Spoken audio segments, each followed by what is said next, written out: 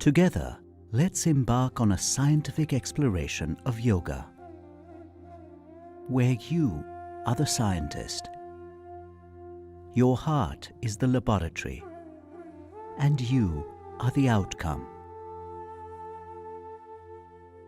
Namaste. Welcome to today's program. Like every Sunday, today we will be meditating with Daaji. And today, in continuation of the last episode, Daaji will once again be sharing his wisdom and teachings on communication. He will also tell us how to communicate more effectively and heartfully. Communicate in a way that will not hurt others around you. So let's join Daaji on this exploration of heartful communication. Pranams everyone. In the previous episode, we explored how our intentions and our inner condition is reflected in our communication. How the process of refining ourselves inside can lead to more refined interactions. Remember the exercise I invited you to do throughout the week. What happened with it? Did you observe how is your inner state when you are interacting with someone, when things go just well? Like over a coffee with a friend or a colleague, or at home with your spouse or children. Note your inner condition when the communication is harmonious. How are you feeling inside? And importantly, how are you expressing yourself, and what is the quality of your listening? Do the same when your communication with someone crashes. Any difficulties or conflict that happens with someone, take time to note what is happening. Again, observe your inner state. And what was your intention then? See, did you insist on being right? Did you feel uncomfortable if you were proved wrong? Did you speak more than you listen? Could you sense how the other person was feeling? Did you notice your different inner states when involved in various interchanges, peaceful and not so peaceful? Did you become aware of any repeating habits in your communications? If you cannot figure out what your repeating habits are during conversations, ask your loved ones, especially your children or your spouse. They'll highlight those repeated habits.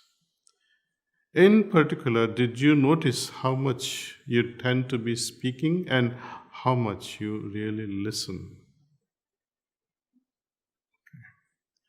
This week, we will explore a different angle. How what we do in our outer way affects us internally. How our communication, our behavior, and way of being in the world has an influence on our inner state. Many people are now sincerely learning and practicing heartful way of communication. And I have noticed that the impact is going far beyond communication itself and is having a significant effect on people's overall spiritual state and more palpably their happiness.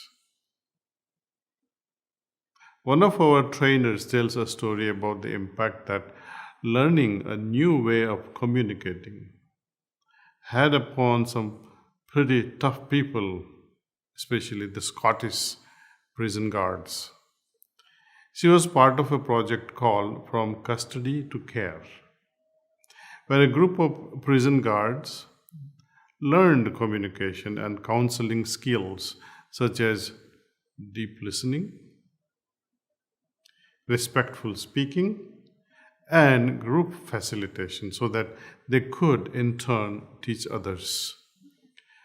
At the start, they were very cynical and on the defensive. It seemed that They were completely allergic to this language of feelings, speaking by the heart.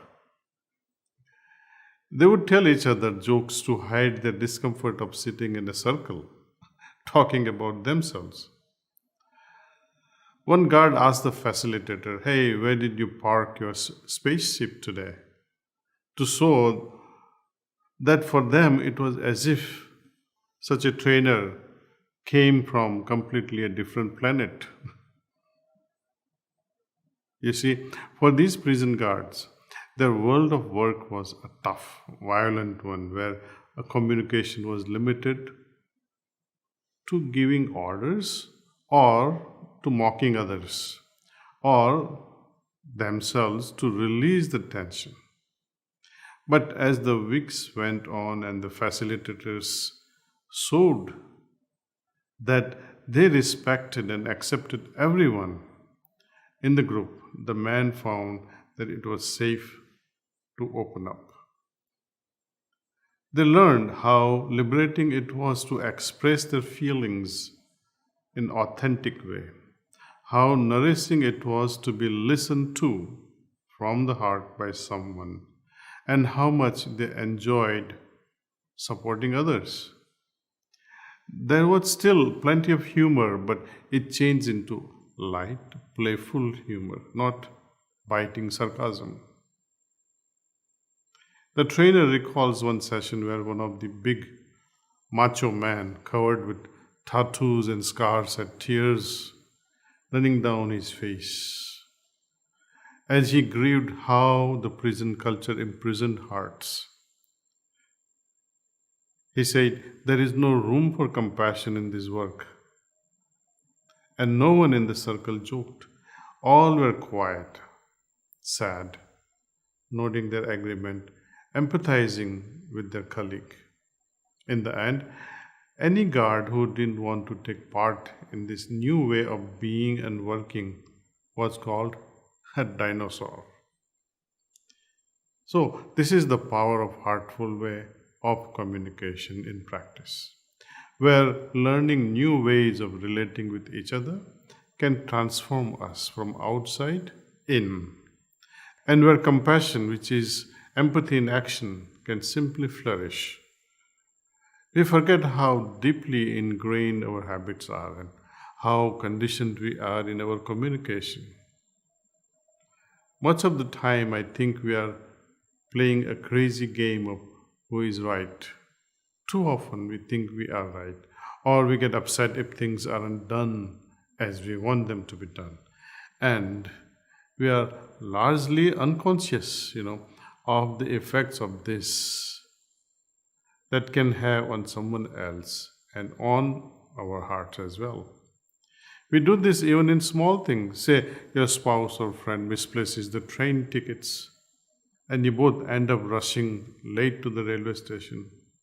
Would you be likely to say, "See, I was right, you had kept the tickets, not me. It's your fault that now we are going to miss the train"? See, such unkind words, we justify and defend ourselves, and this feeds our habit of wanting to be right. And chances are you will get into pointless and very painful argument. Such things are part of our so-called normal conversations, but they can be very damaging. We might win an argument, but what if we lose a friend? Do we really win if the other person feels hurt? Do we feel happy and at peace at the end of the day? I like this quotation from Dr. Wayne Dwyer. He says, I quote, "When given the choice between being right or being kind, choose kind," unquote. Another reason our communication becomes difficult is often because it's laced with likes and dislikes. Prejudices, we tend to assume how the other person is by our past impressions of them, isn't it? If it's a person you like, you happily converse. You go on talking, talking, talking. We have opinions about anything and everything. This liking and disliking, having strong opinions, keeps us in our heads and makes it difficult to have warm, heartful connections. This way of communication, it entangles us in knots like whirlpools. We keep repeating the same patterns of likes and dislikes, making them stronger with each thought. So we need to do some hard work on our habits. Heartfulness way of meditation and cleaning both help us so much with this, and naturally we become more sensitive and observant. We cannot change something that we are not first aware of. So let's become aware of where we need to amend ourselves. For example, if I don't realize that I have a habit of interrupting people before they finish what they want to say, haven't you noticed this again and again? How can I change? Or if I am not really listening with my full attention because I am busy thinking of what I will say next, I might need someone to point this out to me. Really. Anyway, a friend of mine told me of a mischievous trick he played on a fellow teacher. You got to listen to this one. This teacher had a habit of not listening at all. In the middle of this conversation about children's education, she said to her friend, "You know, I used to teach spiders to read and they learn so fast because I also did yoga with them every single day." You know what that teacher responds? "Oh, yes, what I bet you didn't have 50 in a class like I have." He didn't even notice that she said she was teaching spiders. And he had no idea what the others were laughing about. This vital element of really listening, of being fully present, is one of the most important aspects of heartful way of communication. And we will take this up in the next session. For now, maybe we can reflect on why we have two ears, one mouth, and one heart. What other simple changes can we make starting today? We can work with the practices from Patanjali's Yoga Sutras of Yama and Niyama. They will definitely refine us and help us live our lives in tune with nature. Niyama is all about developing positive habits. It's all about renewal.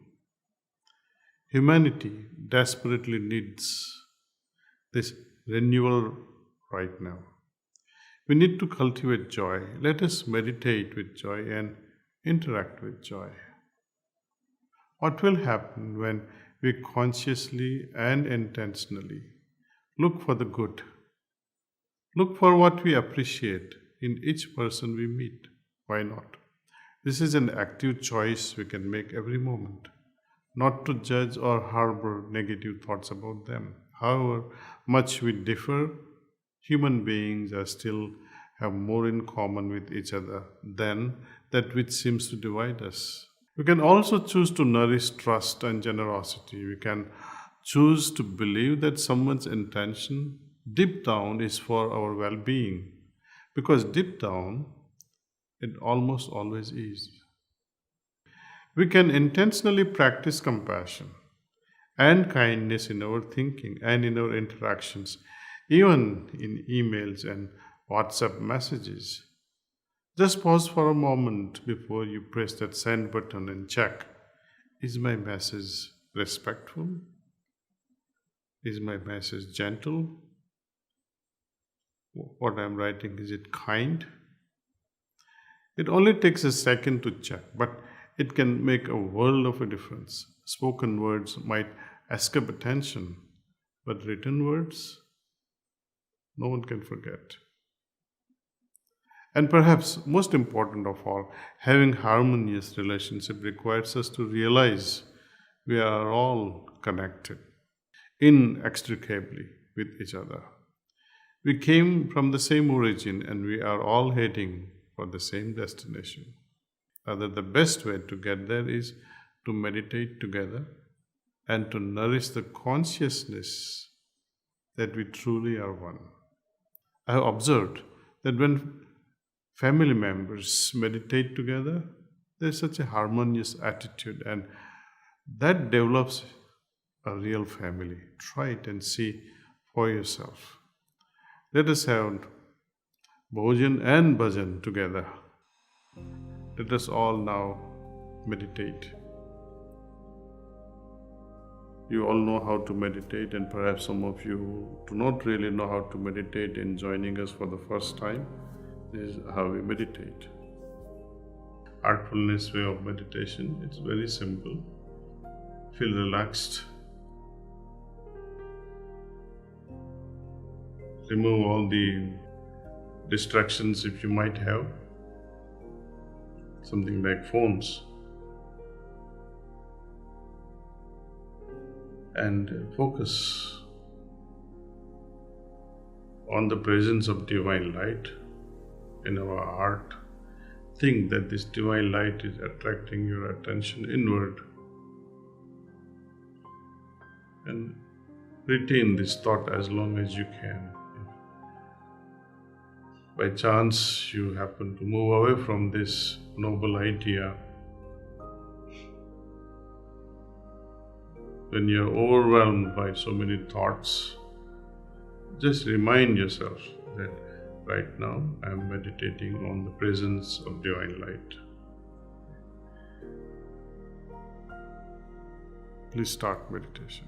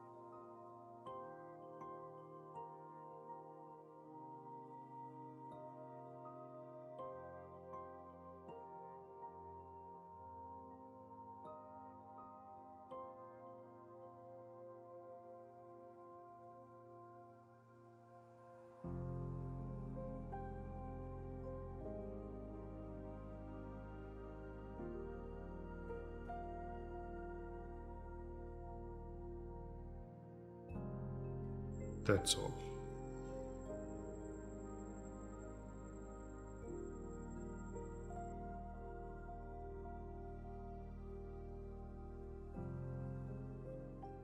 Thank you for joining us, and see you all again next week at 9 a.m.